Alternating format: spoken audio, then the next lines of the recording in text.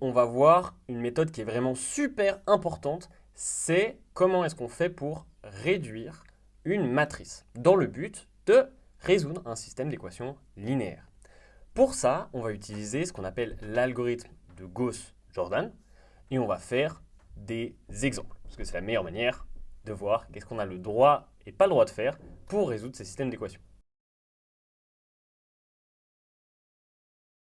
On va prendre ce système d'équations et on va commencer par l'écrire sous forme matricielle. Donc je vais juste bien faire gaffe que tous les x soient sur la première colonne, tous les y sur la deuxième, tous les z sur la troisième, et qu'à droite, il n'y a que des scalaires. Ensuite, je vais venir récupérer tous les coefficients et je les mets de la même manière, selon le même ordre. Donc là, ma première colonne, ce sera 1, 2, 0. Ma deuxième colonne, ce sera 1, moins 1, 1. La troisième, ce sera 1, 3, 2. Et la dernière, c'est 6, 7, 4. Dans cet algorithme, pour pouvoir réduire cette matrice, j'ai le droit de faire plusieurs choses. J'ai le droit d'intervertir des lignes. Donc j'ai le droit de prendre la troisième ligne, de la mettre à la place de la deuxième. Ça, j'ai le droit de le faire. J'ai pas le droit, par contre, d'intervertir des colonnes. Ça, pas bon. J'ai aussi le droit de multiplier toute une ligne par un scalaire. Donc j'ai le droit de multiplier toute cette ligne par 4, si j'ai envie. Et la dernière chose que j'ai le droit de faire, c'est de faire des opérations entre les lignes. Donc ça veut dire que j'ai le droit de multiplier, d'additionner cette ligne avec cette ligne. J'ai le droit de soustraire cette ligne avec cette ligne. J'ai le droit d'additionner et de soustraire les lignes entre elles.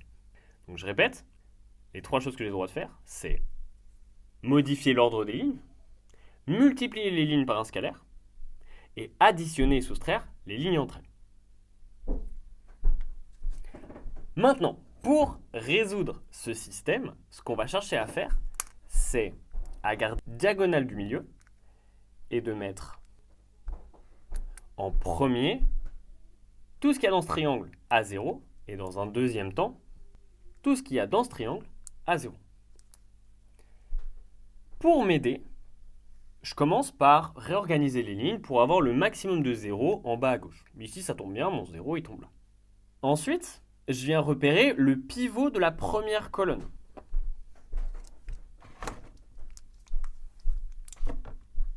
Donc le pivot, ça va être la valeur sur la ligne qui est la plus à gauche, pour laquelle, en dessous, on n'a que des valeurs qu'on veut à 0.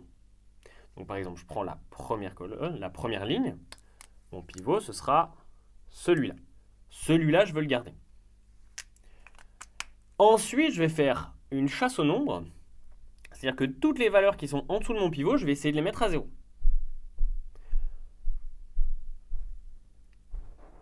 Ici, ma première cible, ça va être le 2.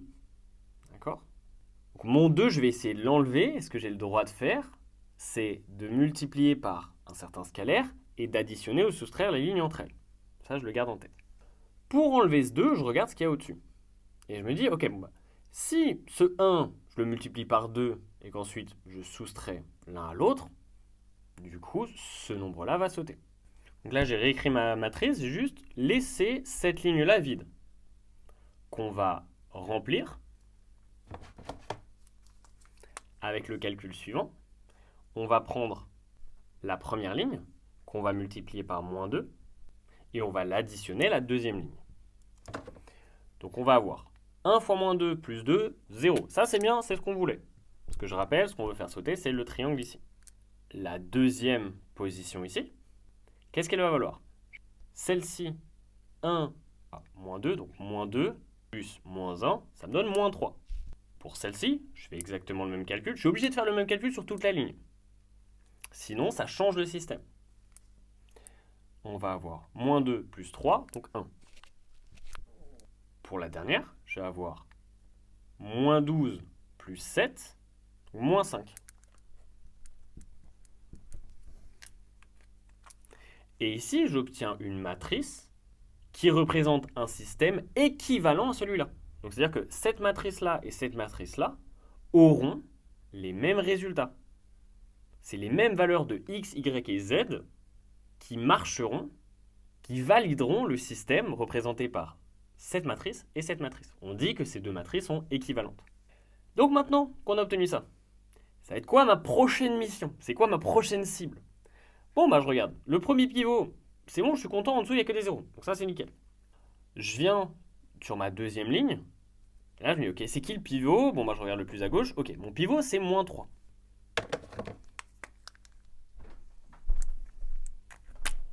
Donc en dessous, je veux un 0. Ma cible, ça va être celui-là. Ça va être le 1 qui est juste là.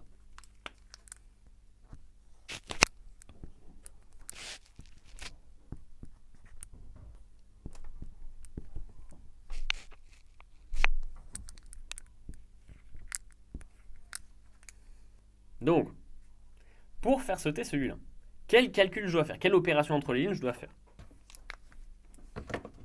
Je me dis, si je multiplie celle-là par 3 et que je l'additionne, ça me fera moins 3 plus 3, 0, nickel.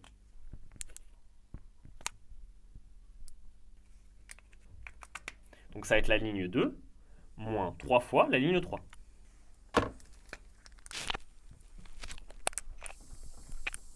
Donc ici, quelle opération je dois faire entre les lignes pour faire sauter celui-là? Ça va être, je peux multiplier par 3 cette ligne-là et je l'additionne à la ligne du dessus. Donc ça va être la ligne 2, plus 3 fois la ligne 3.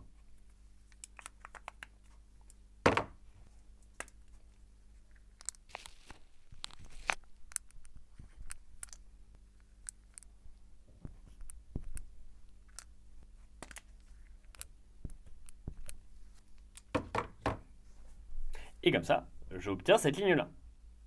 Donc là, on a réussi notre première mission qui était de libérer le triangle inférieur. Ici, j'ai que des zéros, ma première mission est remplie. Ce qu'on va faire maintenant, c'est chercher à mettre des zéros dans le celle-ci. Mais là, on peut faire une petite pause. Parce qu'on peut déjà avoir un résultat qui nous intéresse. C'est-à-dire que ici, je vois que j'ai 3 pivots pour 3 colonnes. Ça veut dire que mon système est compatible et qu'il a une seule solution.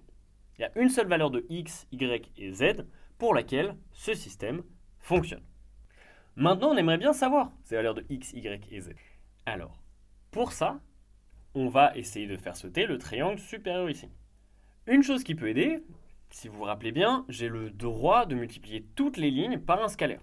Donc ça veut dire que cette ligne-là, je peux la multiplier par 1/7. Donc en fait, je peux la diviser par 7. Ce qui me donnerait 0, 0, 1. Et donc là, on a déjà un premier truc intéressant, c'est que la valeur du z, elle est égale à 1. Puisque cette ligne, ce qu'elle dit, c'est que c'est 0x plus 0y plus 1z est égal à 1. Donc on a z qui est égal à 1. Maintenant, on va remonter. Et notre prochaine cible, ça va être le 1 qui est juste là. On va commencer à élaguer un petit peu le triangle ici.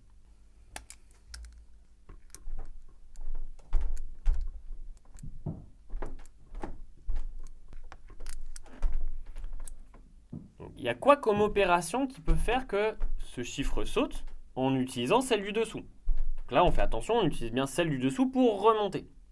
Parce que si on utilise celle du dessus, il y a un terme qui va apparaître ici, qu'on a déjà fait l'effort d'enlever, donc ça va être le serpent qui se mord la queue. Donc ici, on peut prendre la ligne 2 moins la ligne 1, et ça fera sauter ce terme.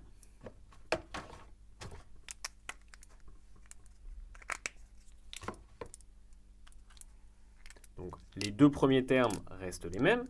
Ensuite, 1 moins 1, ça va nous donner 0. Et pour le dernier terme, et c'est là où c'est vraiment bien de marquer l'opération, parce que comme ça, on ne fait pas d'erreur de calcul en faisant un coup L1 moins L2 et après L2 moins L1. L2 moins L1, ça va nous donner, en plus c'est L2 moins L3. Hop. L2 moins L3, qu'est-ce que ça va donner? Ça va donner moins 5 moins 1, donc moins 6.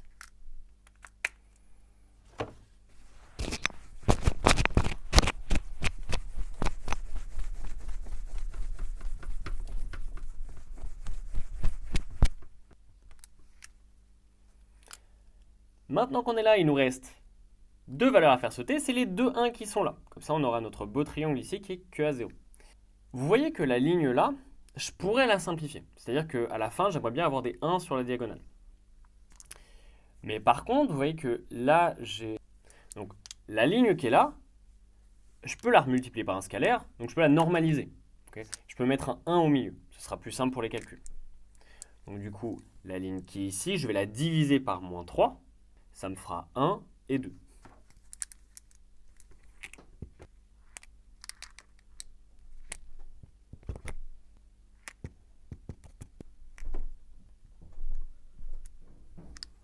Donc j'ai laissé tout le bas. Je vais commencer par celui-là. Il faut vraiment que vous imaginiez qu'il y a un cercle ici. Et du coup, je commence par tac, tac, tac, toutes celles-là. Et ensuite, je remonte sur celle-là. Donc je vais vouloir faire sauter celle-ci. Celle-ci, je peux la faire sauter avec la ligne 3. En faisant ligne 1 moins ligne 3.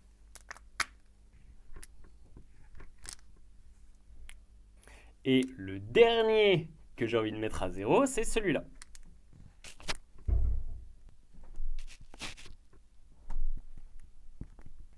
Donc là, j'ai mis tous les termes qui vont rester. Et ensuite, je vais venir trouver l'opération qui me plaît pour faire sauter ce terme-là.